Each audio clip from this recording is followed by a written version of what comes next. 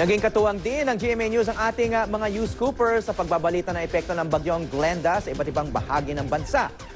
Tulad na lang ng kuha ng isang news scooper sa kotseng nadagana ng dambuhalang puno na nabuwal sa lakas ng hangin sa Makati. May news to go si Von Aquino.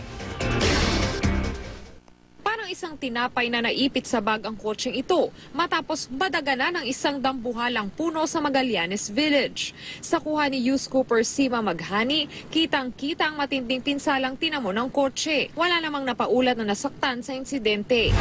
Nakuhanan din ni news scooper Frank Chunel ang itsura ng Makati sa kasagsagan ng bagyong Glenda kahapon. Tila nasa loob ng isang washing machine ang buong syudad sa lakas ng hangin at ulang humagupit dito. Sa sobrang lakas, nabali at yumuko ang isang crane para sa construction ng isang gusali. Mga nabunot na puno naman ang tumambad kay news scooper J. Mendoza ng Giginto, Bulacan.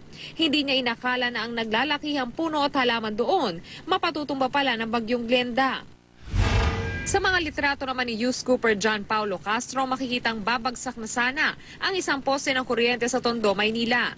Inalalayan lang ito ng isang crane para hindi tuluyang bumigay.